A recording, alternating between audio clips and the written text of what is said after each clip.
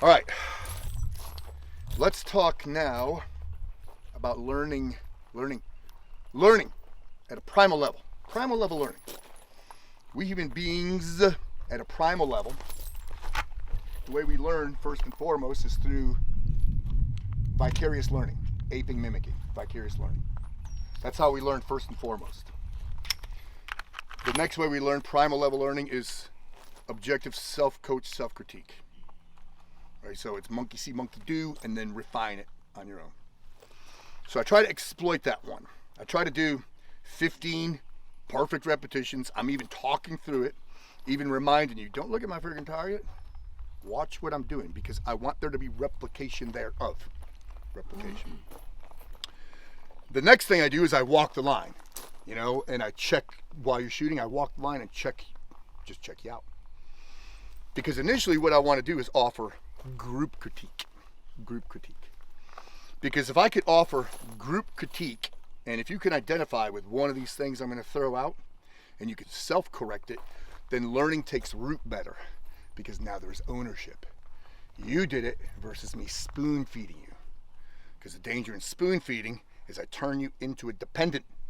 I put you on an entitlement program. And you'll say, well, fuck, I got free shit for nothing this week. Why can't I get free shit for nothing next week? So I don't want to put you on an entitlement program. So, group critique.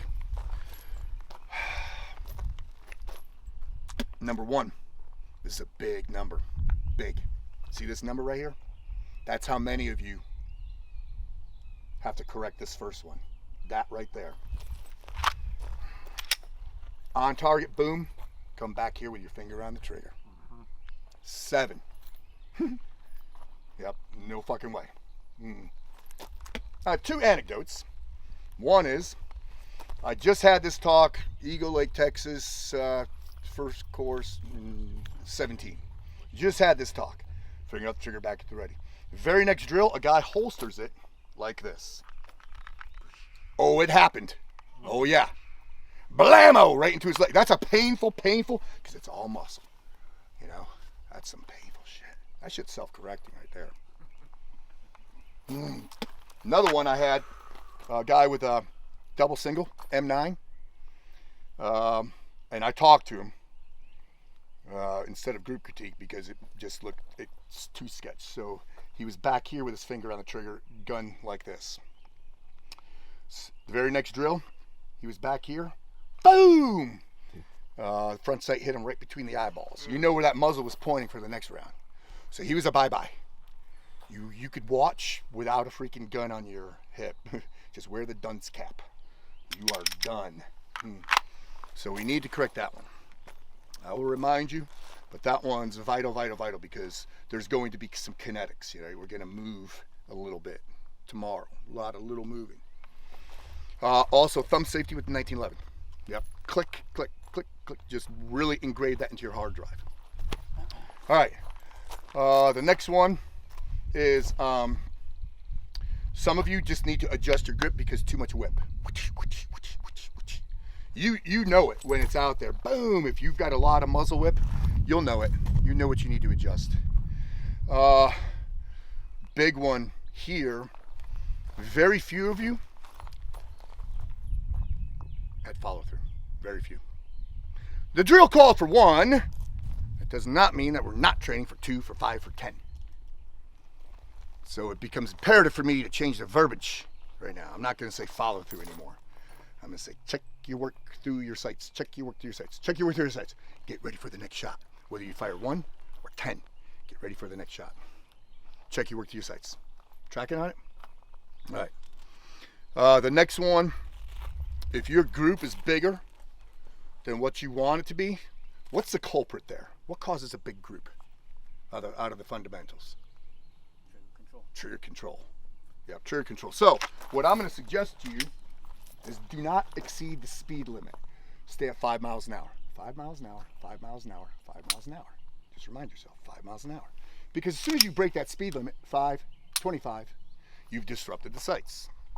The key to marksmanship, after all, is line up the sights and squeeze the trigger without disturbing the sights. That's all there is to marksmanship. I don't care what your stance is or what your grip is like. All right, so those are the big ones. Right, those are the big ones. That's what we need to work on right now. The next drill requires that we fire control pair. So how many sight pictures should we have? Three sight pictures, right?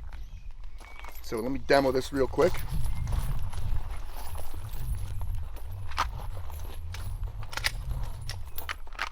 From the ready position still. So sight, squeeze, sight, squeeze, sight, squeeze, realign, reset, back to the ready finger up the trigger. Sight, squeeze, sight, realign, reset, back to the ready finger up the trigger. Sight, squeeze, realign, reset, back to the ready finger up the trigger. Sight, squeeze, realign, reset, back to the ready finger up the trigger. Sight, squeeze, realign, reset, back to the ready finger up the trigger. Sight, squeeze, realign, reset, back to the ready finger up the trigger. Sight, squeeze, realign, reset, back to the ready finger up the trigger. Sight, squeeze, realign, reset, back to the ready finger up the trigger. So it'll be a full mag, control pair, still emphasis on the big 5, grip, presentation, sight alignment, trigger, control, follow through. And it's not a speed drill. Yep, not a speed drill. Keep me in the A zone. Good? Yes, sir? Reset. When we reset the trigger, how fast do we go off that? Go slow initially. Go slow? Okay. Yep, go slow. Okay. Feel that reset. Okay. All right. Thanks. Right on.